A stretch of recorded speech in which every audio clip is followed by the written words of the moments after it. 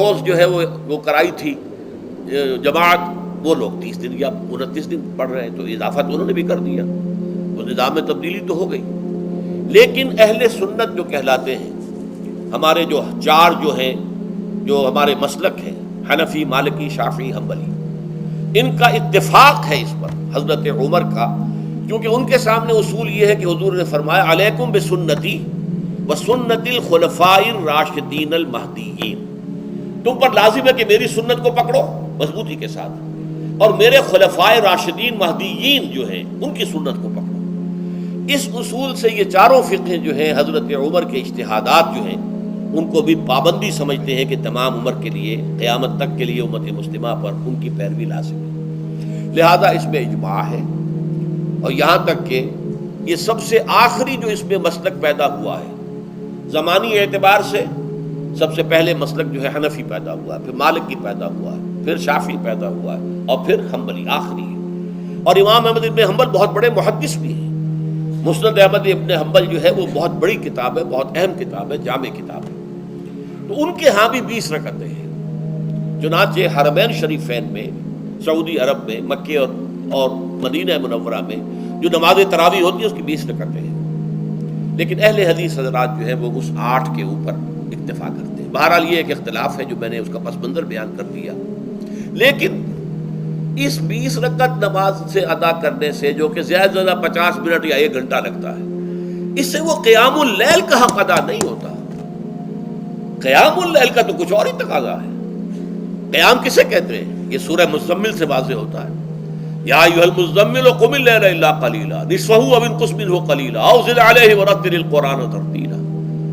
آدھی رات یا آدھی رات سے کچھ کم، یعنی تہائی رات، یا آدھی رات سے کچھ زائد، 2/3 رات، یہ ہے قیام اللیل۔ چنانچہ سورہ مزمل ہی کی آخری آیت جو دوسرا رکوع مشتمل ہے جس پر، اس میں صاف کہہ دیا گیا ان ربک یعلم انک تقوم ادنی من ثلثی اللیل ونصفہ وثلثہ وطائفۃ من الذین معک۔ اے اللہ کے نبی، اللہ خوب واقف ہے کہ آپ بھی اور آپ کے ساتھ ایک جماعت بھی رات کو کھڑی رہتی ہے، 2/3 رات یا آدھی رات یا 1/3 رات۔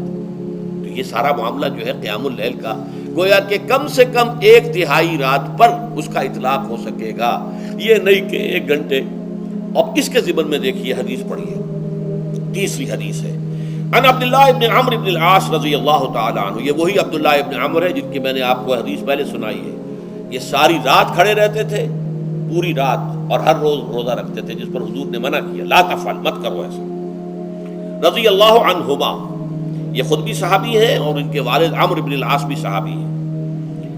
ان رسول اللہ صلی اللہ علیہ وسلم قال، کہ اللہ کے رسول صلی اللہ علیہ وسلم نے فرمایا الصیام والقرآن یشفعان للعبد، روزہ اور قرآن بندے کے حق میں شفاعت کریں گے۔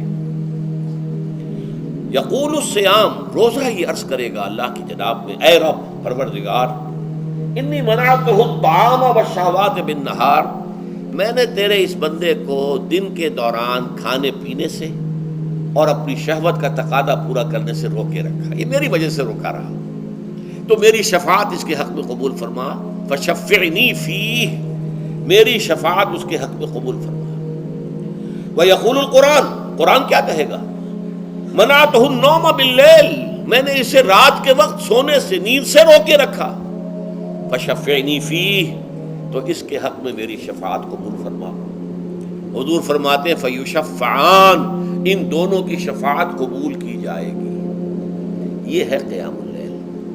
یہ قیام اللیل صرف تراویح کی نماز سے جو پڑھ لی جاتی ہے، اور ہمارے ہاں تو یہ ہے، وہاں کم سے کم یہ تو تھا، صحابہ کرام کھڑے ہوتے تھے تو جو قاری پڑھ رہا ہوتا تھا وہ ان کے دل میں اترتا جاتا تھا، اس کا مضمون اور مفہوم جو ہے ان کو معلوم ہے، لہذا وہ اس کی زبان سے نکلا ہوا ہر لفظ ان کے قلب کی گہرائیوں تک اتر رہا ہے۔ یہاں تو یہ ہے پیرٹ لائک حافظ ہے، اسے خود پتہ نہیں میں کیا پڑھ رہا ہوں، اکثر حفاظ جو ہیں وہ عالم تو نہیں ہوتے، اور جو سن رہے ہیں انہیں کچھ پتہ نہیں ہم نے کیا سنا ہے، تو ٹھیک ہے، کم سے کم ثواب تو انہیں ملے گا کہ انہوں نے وقت نکالا ہے، 1 گھنٹہ ہی اضافی صحیح، لیکن بہرحال اس کا وقت تو انہوں نے نکالا ہے، محنت کی ہے، کھڑے رہے ہیں، ثواب ملے گا۔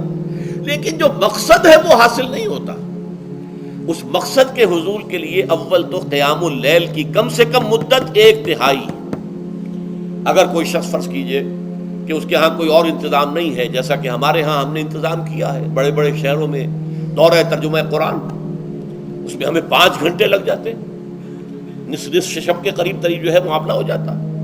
اس میں کیا ہوتا ہے کہ ہر 4 رکعت سے پہلے جو اس کے اندر پڑھا جانا ہے حصہ قرآن کا، اس کا پہلے ہم مطالعہ کرتے ہیں بیٹھ کر، ترجمہ اور کچھ موٹے موٹے نکات کی جو ہے وضاحت، پھر کھڑے ہو گئے اور قاری صاحب کے پیچھے 4 رکعتوں کے اندر وہ 4 رکوع یا جتنے بھی ہیں پڑھ لیے، سن لیے، پھر بیٹھ گئے 4 کے بعد پھر اگلی 4 رکعتوں کے اندر جو کچھ پڑھا جانے والا ہے اس کا ترجمہ، اس کی تفہیم ہو گئی، پھر کھڑے ہو گئے، پھر سن لیا۔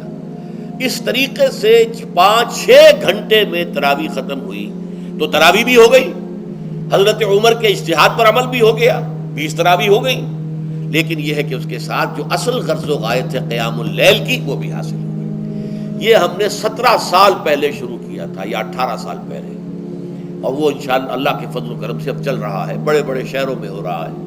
لاہور میں جن مقامات پر ہو رہا ہے وہ تازہ جو ندائے خلافت ہے اس کے اندر آپ اس کی فہرست دیکھ لیں، کراچی میں تو اس سے غالباً 3 گنا مقامات کے اوپر وہ کام ہو رہا ہے، اور دوسرے شہروں میں بھی ہو رہا ہے۔ تو اس سے در حقیقت وہ غرض و غایت، وہ حکمت جو ہے پوری ہوتی ہے کہ یہ دونوں چیزیں پیرلل ہیں۔ من صام رمضان ایمانا واحتسابا غفر له ما تقدم من ذنبه ومن قام رمضان ایمانا واحتسابا غفر له ما تقدم من ذنبه۔ تو صیام اور قیام جو ہے ان دونوں کا حق ادا ہو جاتا ہے۔